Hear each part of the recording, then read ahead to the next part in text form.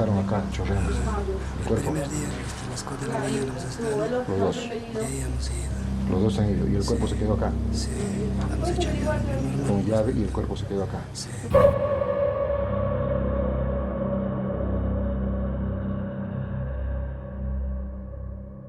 Si eres nuevo en este canal, te sugiero que te suscribas. Subo videos en YouTube de lunes a sábado y en Facebook de lunes a domingo. También está mi canal secundario, Pepe Misterio Shorts, donde en los dos subo casos de criminales o asesinatos.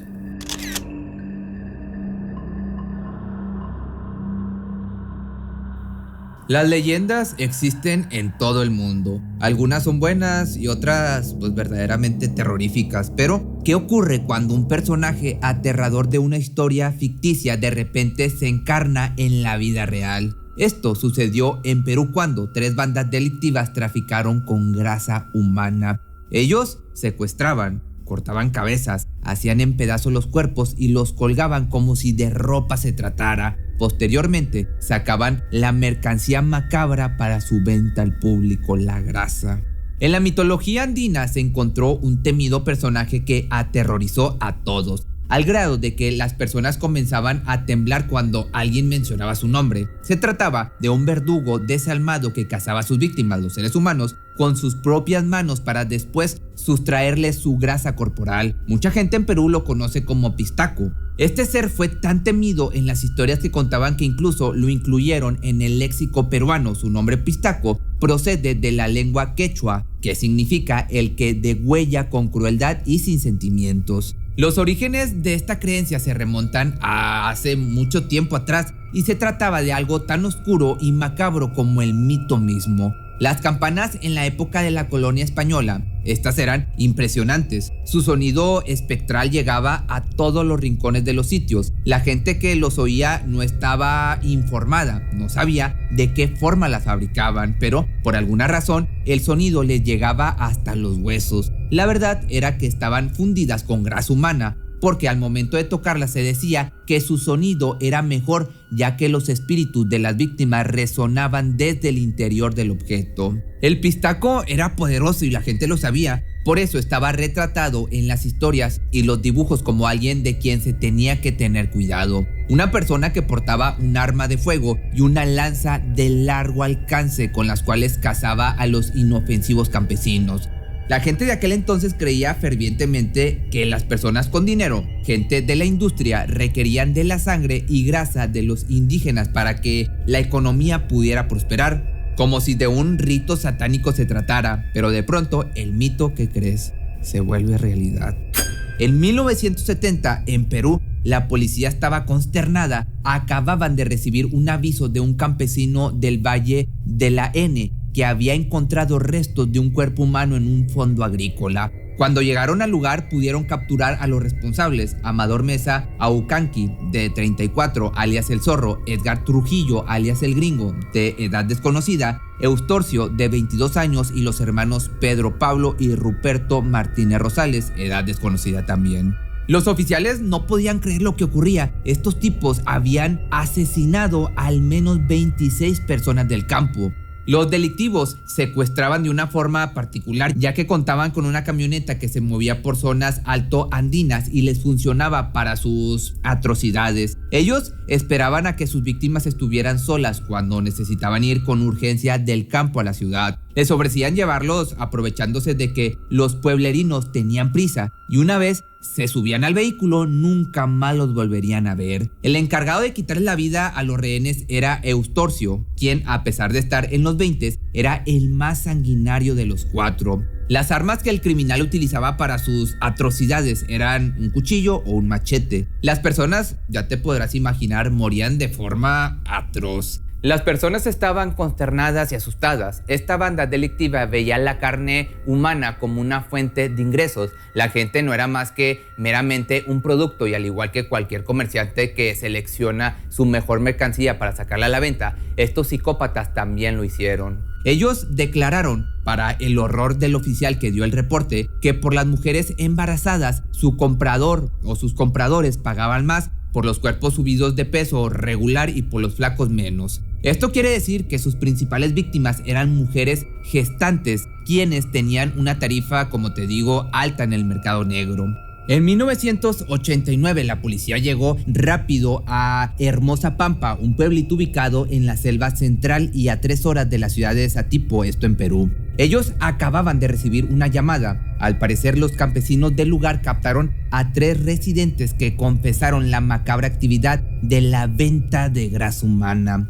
Cuando los oficiales arribaron a este lugar, los criminales estaban detenidos y si hubieran llegado después posiblemente no estarían vivos, ya que los lugareños lo relacionaron con una secta diabólica. Cuando la ley entró a la casa de los homicidas, no pudieron estar más asqueados. Ahí se encontraron 5 litros de aceite o de grasa humana, el arma que utilizaban para separar los miembros del cuerpo de sus víctimas y la lata donde freían los trozos de grasa extraídos de los muertos. Para los implicados, en este caso, fue completo horror el que tuvieron que presenciar, ya te podrás imaginar. En 2009, el general Eusebio Félix Murga, quien era jefe de la Dirección de Investigación Criminal, estaba horrorizado y a la vez molesto al mismo tiempo cuando detuvieron a una organización criminal en Perú llamado Los Pistacos de Huánuco. Ellos confesaron sus crímenes ante la mirada de repugnancia total del oficial. Los asesinos lo miraron sin ningún tipo de remordimiento a los ojos cuando le dijeron el procedimiento lúgubre que llevaron a cabo con sus víctimas. De hecho, hasta detallaron su arsenal. Todo fue espantoso. Primero, secuestraban a su víctima, después le quitaban la vida a la persona, luego los carniceros fragmentaban el cuerpo, posteriormente colgaban las partes en ganchos como si fueran trapos sucios y por último, encendían velas para que chorreara el tejido adiposo. El general nunca olvidaría su piel erizada cuando escuchó las aberrantes palabras, ni tampoco que frente a su cara estaban verdaderas aberraciones de la vida real. Los detenidos le aseguraron a la policía que vendían el artículo y que este era adquirido por comerciantes europeos que fabricaban cosméticos. Los oficiales se quedaron atónitos cuando los homicidas les dijeron que les pagaban $15,000 por litro.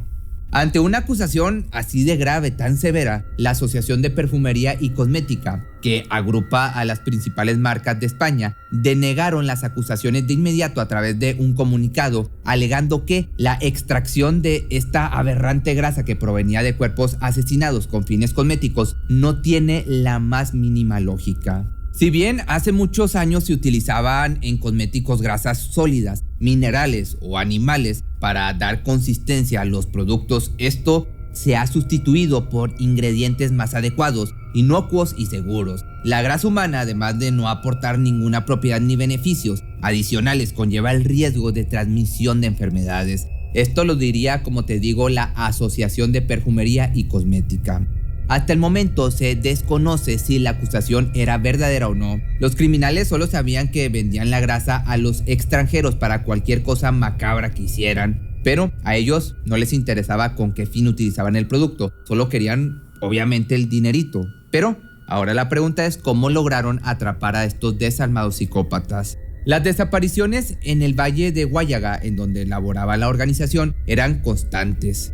Los aldeanos vivían con temor todo el tiempo, ya que se encontraban en medio de un conflicto generado por la presencia de los remanentes del Sendero Luminoso y los narcotraficantes. Los campesinos sabían de las desapariciones, mas no decían nada sobre ello. El miedo hizo que cerraran la boca ante la injusticia que vivían. Esto se debía a que la organización de los pistacos actuaba como si se tratara de una hermandad religiosa. Sometieron a las personas del lugar a vivir oculta y con temor de salir de su casa, aún para ir a trabajar, ya que había una posibilidad muy alta de que no regresaran con vida.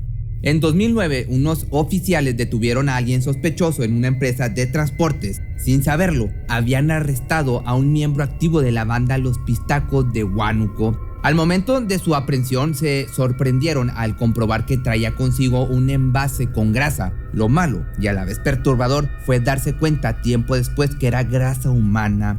Por esta razón, agentes especiales llegaron al Valle de Huallaga y se hicieron pasar por compradores potenciales de grasa. Al principio fue complicado contactar con alguien, pero cuando la desesperación comenzó a inundarlos, pudieron comunicarse con Serapio Marcos Beramendi, alias Marcos, y Enedina Estela Claudio, alias María. Ellos cayeron en la trampa por completo y les revelaron que tenían en su poder 15 litros de grasa. De hecho, mandaron una muestra como prueba de que sí vendían la mercancía. Los oficiales no cabían en su felicidad ante lo descubierto, y más cuando, al momento de enviar la prueba al laboratorio, el análisis dio positivo a sus sospechas. La mercancía era de origen humano. Los oficiales encubiertos estaban alarmados por la información recaudada. El grupo estaba compuesto por al menos 10 hombres y mujeres que provenían de Huánuco y Lima. 2 de ellos eran extranjeros. Se habían dividido las tareas macabras de la siguiente forma. Estaban los que secuestraban a las víctimas, después se encontraban los carniceros, los encargados de cortar cabezas y dividir pedazos. Otros tenían la labor de destilar la grasa y su posterior envío a Lima. No traficaban con órganos porque estos tenían que estar frescos. Todo fue espantoso de descubrir. Los agentes implicados estaban asqueados de lo que estos desalmados hacían. Tenían todas las pruebas para detenerlos y parar con la inhumana masacre. Tiempo después, la policía irrumpió en su lugar de trabajo y detuvo a cualquiera que estuviera en el terreno. Lamentablemente, algunos lograron escapar. El sitio era una verdadera casa de los horrores. Las personas que llegaron para defender al pueblo no podían creer lo que sus ojos veían, ni comprendían el por qué las personas podían llegar a ser tan horribles solo para conseguir algo de dinero. Todo era tan cruel. Marcos sería detenido en el laboratorio. Su desconcierto estaba escrito en su cara al momento en que vislumbró a los extraños. Hizo lo único que estaba en su poder: levantó las manos para que no le hicieran daño. En el sitio se encontraba el torso de su último crimen. Pertenecía a Abel Mateo Aranda, desaparecido en septiembre del mismo año. Fue la única víctima que pudieron vincular con esta organización criminal. Los restos de su, ganado humano era tirado en el Cerro Quemado, un lugar no muy lejos de la Casa del Terror, y que era una inaccesible quebrada, la cual ocultó hasta el día de hoy los restos de los otros cuerpos, imposibilitando a la policía conocer de quiénes se trataba. El general Eusebio Félix Murga y los oyentes que se encontraban presentes se escucharon alarmados cuando Cudeña afirmó y aseguró dedicarse al oficio de pistaco desde hacía 30 años. Eso quería decir, para consternación de todos, que alguien había estado asesinando sin piedad a personas inocentes para su propia ganancia personal por 3 décadas y nunca había sido atrapado hasta ese día. Aunque cabe aclarar que la investigación policíaca había sido cautelosa e invalidó esta afirmación y sostuvo en su lugar que los actos criminales de esta banda inhumana comenzaron desde el año 2004, pero aún así fue suficiente para responsabilizarlos por al menos 60 casos de asesinato reportados en ese entonces. Aunque hay que recordar que los lugareños, por temor a ellos, no denunciaban la mayoría de los desaparecidos. Eso quiere decir que el número de sus víctimas era mucho más alto de lo que los oficiales pensaron, o tal vez los policías dieron un número más bajo para no alertar a la población, haciéndoles creer que sus actos no fueron los que decían y que estaban alardeando.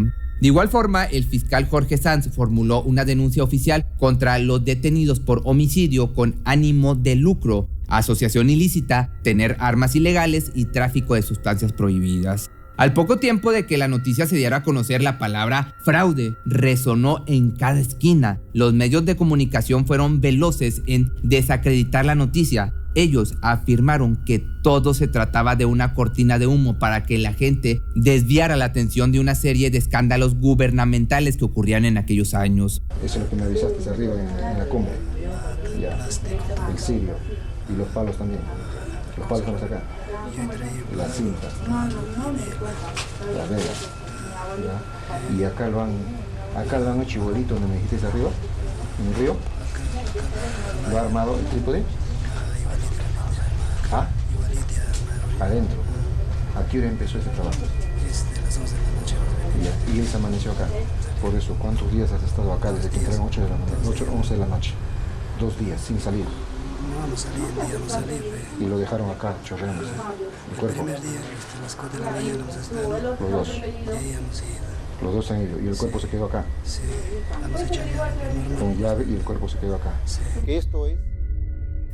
Si te gustó este video, no olvides seguirme en mis redes sociales y recuerda que está mi canal secundario donde Me puedes encontrar como Pepe Misterio Choice, que estoy subiendo videos un poco más cortos, más resumidos, de entre 3 a 5 minutos.